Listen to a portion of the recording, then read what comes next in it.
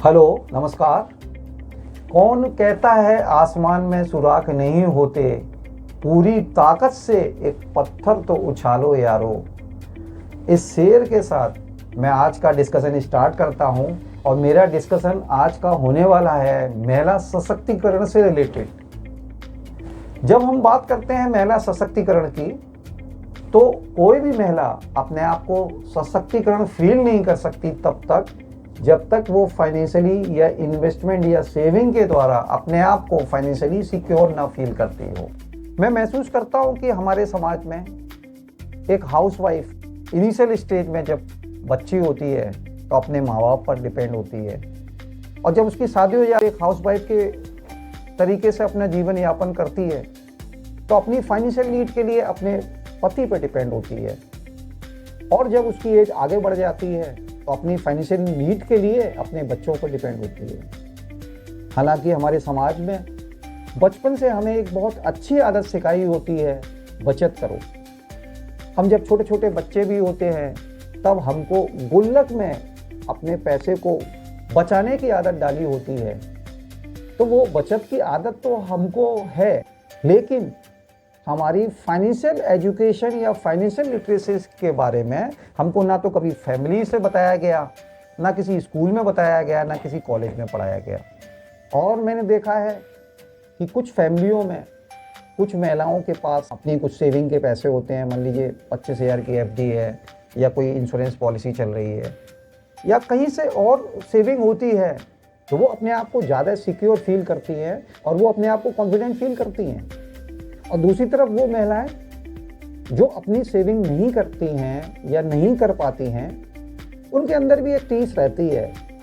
कि कुछ पैसा तो हमारे पास ऐसा होना चाहिए जिसको हम अपना समझ सकें और अपने हिसाब से खर्च कर सकें, अपनी नाती पोतों पर खर्च कर सकें, या कोई गेस्ट आए हैं उनके ऊपर खर्च कर सकें, या अपने ऊपर खर्च कर सकें। मैं समझता हूँ हमारे इंडियन समाज में हाउसवाइफ एक फैमिली को मैनेज करती है, रन करती है, हाउस होल्ड एक्सपेंडिचर को वो मैनेज करती है। तो 500 रुपये, 1000 रुपये सेविंग करना अपने लिए मिनिमम भी बहुत ज़्यादा मुश्किल नहीं होता, और 1000 रुपये की सेविंग से भी एक अच्छा खासा अपने लिए वेल्थ कॉर्पस बिल्ड कर सकती है, जिससे वो अपने आप को एक कॉन्फिडेंट फील कर सकती है या फाइनेंशियली अपने आप को थोड़ा सा स्टेबल, मजबूत फील कर सकती है। लेकिन जब हम कुछ बचत करते हैं तो बचत करते समय हमें कुछ बातों का ध्यान रखना पड़ता है, जिससे हम अपने पैसे को और अच्छा बढ़ा सकते हैं। हमको देखना पड़ता है कि हमारी बचत किस माध्यम में है। क्या हम इंश्योरेंस पॉलिसी में, या हम पोस्ट ऑफिस या आरडी में पैसा लगा रहे हैं, या हम किसी म्यूचुअल फंड की स्कीम में पैसा लगा रहे हैं जिसमें हमको ज़्यादा इंटरेस्ट के साथ कंपाउंडिंग का भी बेनिफिट मिल सकता है। और दूसरी चीज़ हमको ध्यान रखनी पड़ती है कि कंसिस्टेंसी का ध्यान रखना पड़ता है। मैंने लास्ट वीडियो में भी समझाने की कोशिश की थी, जिस तरीके से हमारा एजुकेशन सिस्टम है, जो 8+4+3+2+1 सिस्टम को फॉलो करता है, यानी कि 17-18 साल हम लोग अपनी एजुकेशन लेते हैं, उसके बाद हम इस लायक होते हैं कि अपनी इनकम जनरेट कर सकें, एक अच्छी कंसिस्टेंट इनकम को जनरेट कर सकें। इसी तरीके से अगर हम अपनी सेविंग को 17-18 साल के लिए कंटिन्यू करते हैं तो हम पाएंगे कि एक अच्छा खासा हम अपने लिए कॉर्पस का इंतजाम कर चुके हैं, जो हमको फाइनेंशियली स्टेबिलिटी देता है, जो हमारे अंदर एक कॉन्फिडेंस पैदा करता है। इसको हम इस तरीके से समझ सकते हैं, यदि हम 1000 रुपये महीने के SIP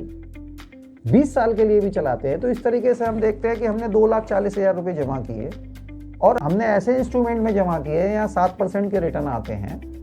तो हमारे पैसा 2,40,000 जो है वो बढ़ के 5,24,000 हो गया। इसको हम इस तरीके से समझ सकते हैं, अगर हमने 1000 रुपये महीने अपने 1000 रुपये महीने बचाने स्टार्ट किए, और हम FD या पोस्ट ऑफिस या ऐसे इंस्ट्रूमेंट में जमा करते हैं जहाँ 7% के रिटर्न आते हैं, तो हम देखेंगे 20 साल के बाद 2,40,000 जमा करने के बाद हमारी वेल्थ क्रिएशन या हमारी सेविंग 5,24,000 तक ग्रो की। वही बचत को हमने अगर SIP के माध्यम से शुरू किया और एक ऐसी स्कीम में इन्वेस्टमेंट किया जहां 12% के भी रिटर्न आते हैं, जो कि आते हैं, तो हमारा पैसा लगभग 10 लाख के आसपास पहुंचता है। और हमने अगर फंड सिलेक्शन ऐसा कर लिया कि अगर 15% के रिटर्न आ गए, तो ये 10 लाख की जगह हमारा पैसा 15,16,000 तक पहुंच जाता है। अगर हम बात करते हैं कि कौन से फंड, तो मेरा मानना है कि जो नए लोग स्टार्ट कर रहे हैं उनको हाइब्रिड टाइप के फंड में अपने सेविंग की शुरुआत करनी चाहिए, क्योंकि हाइब्रिड फंड थोड़ा सा फ्लक्चुएशन कम करेंगे, उनमें थोड़ा सेफ्टी प्रोफाइल ज़्यादा होता है। तो इस वजह से नए लोगों के लिए वो वाला तरीका हाइब्रिड फंड के माध्यम से स्टार्ट करना बहुत अच्छा प्रोसेस है। जब हम कुछ अच्छे हाइब्रिड फंड की बात करते हैं तो हम पाएंगे HDFC बैलेंस एडवांटेज, जो कि सन 2000 से स्टार्ट है, 25 साल का उसका अपना एक्सपीरियंस है और 25 साल की परफॉर्मेंस उसकी 17% से ऊपर आ रही है। इसी तरीके से हम ICICI का एक मल्टी एसेट्स फंड है उसको देखते हैं, वो 23 साल से कंपाउंडिंग 20% से ऊपर का CAGR दे रहा है आज के डेट। हालांकि मेरी इन फंड्स के बारे में इन्वेस्टमेंट की कोई रिकमेंडेशन नहीं है, मैं तो आपको एजुकेशन पर्पस से इन फंड्स के माध्यम से बताना चाह रहा हूं कि आप SIP के द्वारा अपनी वेल्थ को और आगे बढ़ा सकते हैं। अगर आपको मेरा वीडियो अच्छा लगा तो आप इसको शेयर और सब्सक्राइब जरूर कीजिए, और अगर कुछ और जानना चाहते हैं तो आप मुझे फेसबुक, इंस्टाग्राम और मेरे व्हाट्सएप नंबर पर मुझे कॉन्टैक्ट कर सकते हैं।